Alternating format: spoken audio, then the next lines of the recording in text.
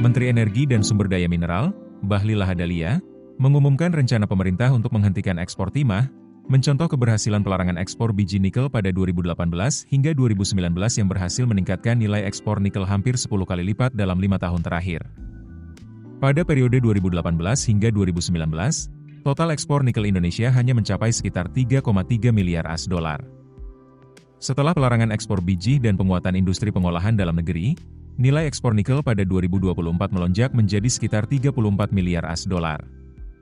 Ke depan, pemerintah akan meninjau kemungkinan penghentian ekspor komoditas mentah lainnya, termasuk timah, dengan tujuan menggantinya oleh produk hasil hilirisasi untuk memperkuat struktur ekonomi nasional.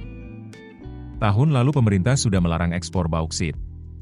Dan tahun depan, pemerintah akan mengkaji beberapa komoditas lain, termasuk timah. Tidak boleh lagi kami ekspor barang mentah. Silakan teman-teman membangun investasi hilirisasi di dalam negeri. Langkah ini selaras dengan arahan Presiden Prabowo Subianto yang menargetkan 18 proyek hilirisasi sebagai prioritas nasional 2026 dengan total investasi mencapai Rp618 triliun, mencakup bauksit, nikel, gasifikasi batubara, hingga pembangunan kilang minyak. Produk hasil hilirisasi diarahkan untuk substitusi impor dan memenuhi pasar domestik. Bahlil juga mengajak investor nasional, termasuk perbankan, untuk aktif membiayai proyek-proyek strategis tersebut, mengingat pasar dalam negeri merupakan captive market yang tidak boleh dikuasai pihak luar. Secara jangka panjang, hingga 2040, program hilirisasi diproyeksikan menarik investasi hingga 618 miliar AS dolar, menghasilkan ekspor 857,9 miliar AS dolar, kontribusi PDB 235,9 miliar AS dolar, dan membuka lebih dari 3 juta lapangan kerja. Namun, pelaku industri mengingatkan pentingnya kesiapan sektor hilir. Suhendra Yusuf Ratu Prawiranegara, Direktur Pengembangan Usaha PT Timah Tbk, menilai tantangan utama terletak pada kesiapan industri downstream dan rantai pasok yang harus terintegrasi sehingga konsumsi domestik dapat diatur regulator.